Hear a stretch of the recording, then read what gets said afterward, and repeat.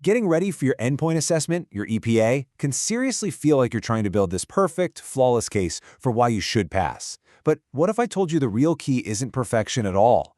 It's actually something way more powerful, and it might just be hiding in the very projects you're kind of scared to talk about. Okay, let's get into it. Look, this is a huge source of stress for so many apprentices, so if you're feeling it, you're not alone. You look back at all your work and you see the bumps in the road, right? The projects that didn't go quite to plan, the results that weren't what you hoped for, and your first instinct is probably to just hide them. Only show the shiny, successful stuff. But that anxiety, it's all based on a big misunderstanding of what your assessor is actually looking for. So first things first, let's just bust this huge myth right now. The myth of the perfect portfolio. On one side, you have the myth. This is the idea that your portfolio has to be this highlight reel of nothing but flawless victories. Every project a massive success, every decision the right one. But the reality? It's completely different. Assessors know that real-world work is messy.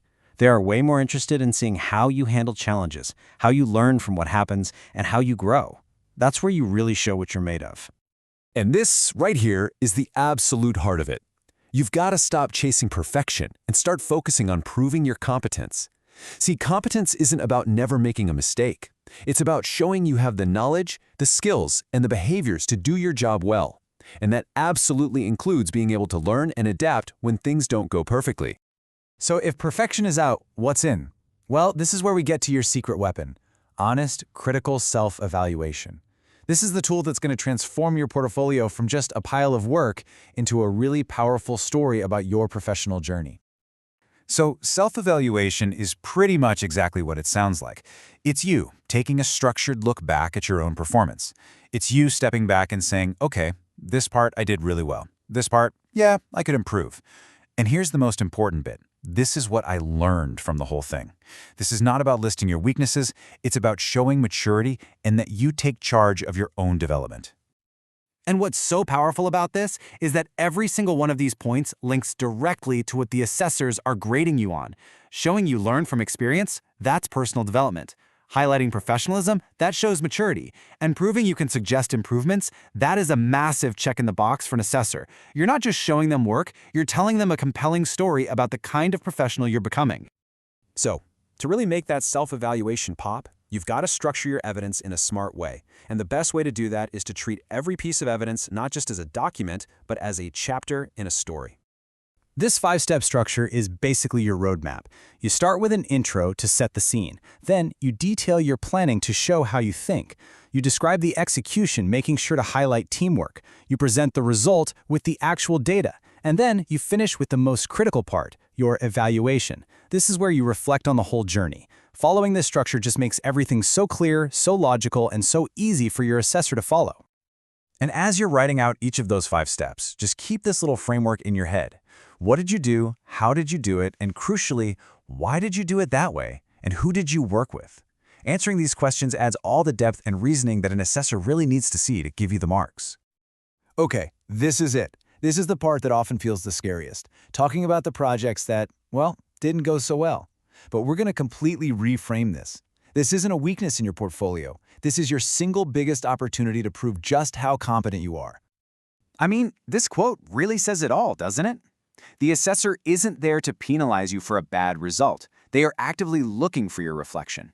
They want to see that you can analyze the situation, learn from it, and come up with actual concrete suggestions for next time. This just brilliantly proves the entire point of self-evaluation. So how do you actually do it? Well, don't hide the data. Present it honestly. Don't blame other people or outside factors. Focus on what was actually in your control. And most importantly, don't just mention it and then quickly move on.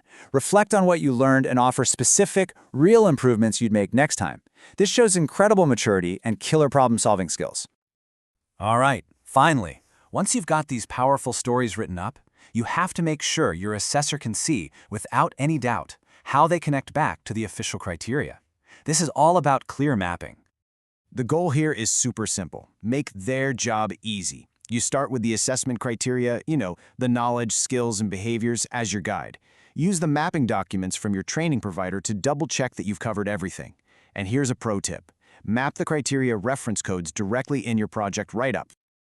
Just look at how powerful this is. By adding the little codes like K2 for a piece of knowledge, S4 for a skill, B1 for a behavior, right there in your sentence, you are literally drawing a map for the assessor. You're basically saying, hey, look right here, this is me demonstrating this exact competency. It leaves absolutely no room for doubt. All of this, the storytelling, the honest evaluation, the clear mapping, it all comes down to one single simple goal. And that's it. That's the whole game. You are the guide, and your portfolio is the tour. Your job is to lead the assessor through your experience and point out every single landmark of competence along the way, making it completely impossible for them to miss. So I'll leave you with this question to think about. Go back and look at your portfolio, especially the parts that you were a little worried about. Which project, which result, which so-called failure are you now going to transform into the most powerful piece of evidence you have?